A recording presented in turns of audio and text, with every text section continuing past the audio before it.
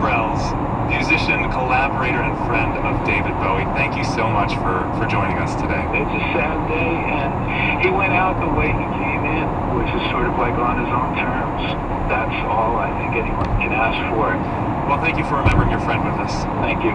David Bowie inspired generations of glam rockers. Some of them went on to pop stardom, like the band Scissor Sisters.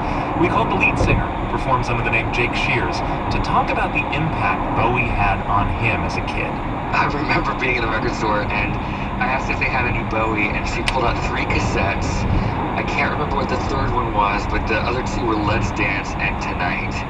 And I picked Let's Dance.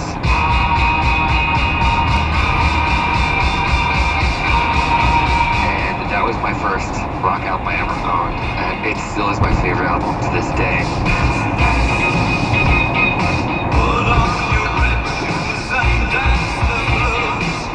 I was in the 4th grade and I would just play the record nonstop. I would put that cassette on my desk in school. I would just have it sitting kind of like, I would look at it all day long. I was absolutely in love with it. And my first fantasy about performing was listening to the actual song Let's Dance. I remember being in my bed and I had this fantasy about like, oh, maybe I could perform. Wouldn't it be awesome to get on stage and sing a song? I specifically remember that moment and it was to that record. That's singer Jason Sellers, who performs under the name Jake Shears of the band The Scissor Sisters, reflecting on David Bowie's music and legacy. With the Iowa caucuses just 3 weeks away, polls show Bernie Sanders is gaining on Hillary Clinton in the Democratic race.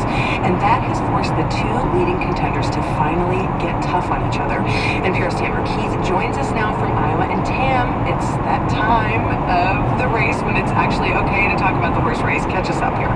Indeed, and the latest polls show that it's close in both Iowa and New Hampshire. Now, if you were to just look at the Democratic electorate and know that there's this strong liberal wing of the party, you'd say that isn't a surprise. And both campaigns for some time now have been saying that it would be close in the early states of Iowa and New Hampshire. It's just no one believed them for opposite reasons, and now people are starting to believe them. Right, so the candidates are mixing it up on a few issues. Let's start with guns first. Yeah, President Obama put gun control back on the agenda in the Democratic race last week with his executive actions. Then Friday, he published an op-ed in the New York Times saying he wouldn't support candidates, even Democrats, that didn't support common sense gun legislation. That's his phrase. And this created an opening for Clinton to point back at Bernie Sanders and a vote that he took in 2005 to protect gun makers and dealers.